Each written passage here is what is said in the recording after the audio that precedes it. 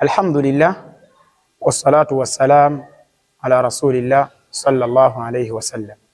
Amatenda ameiduvuga Allah tumusaba nga tumwegairira eise ebyengera okusasira n'emirembe kuwekitibwa Nabi Muhammad sallallahu alayhi wasallam. Owekitibwa Allah yaisa aya mu Qur'ani mbitirivu nga aya edo owekitibwa Allah adikowola nadabaikiriza bakanti ya ayyuhalladhina amanu abange mu abaikiriza badeta nidaun imaniya ukowola Allah kwe yakowola nga abantu nga yabakowola n'ekitende ekyobwikiriza.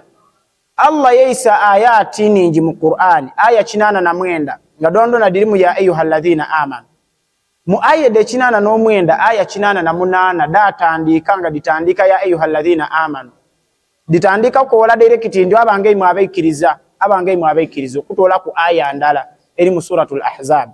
Owekitibwa Allah yakola mu Qur'ani nga akubanti ya ayyuhal inna Allaha wa malaikatahu yusalluna ala nabi ya ayyuhalladhina amanu sallu alayhi wa sallimu taslima.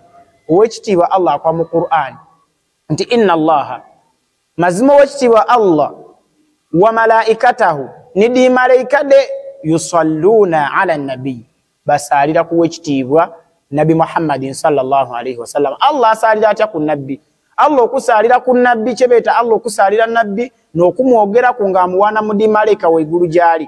So Allah kanti inna Allah mazima ye asalira Nabi Musa aleyo wa malaikatahu nidi malaikade biona disigala dibanga disabira Nabi Muhammad sallallahu alayhi wasallam Allah okubanga musima Allah okubanga muwempera nga Allah ye kakasa ku mwene Allah nidi malaika Allah wabakola ekintu malaika dakola ekintu iwo mwana damu ni wani kyova Allah atukowola yakanti ya ayyuhalladhina amanu abange mu abaikiriza sallu alayhi wa sallimu taslima mubenga musalira kuwekitibwa Nabi Muhammad sallallahu alayhi wasallam era mumulamuse ko olulamusa baiduba Allah bampuliriza Nabi Muhammad sallallahu alayhi wasallam yatukoba nti man salla alayya wahida sallallahu bihi 10 oyena asalira yunabbi olusala lulala.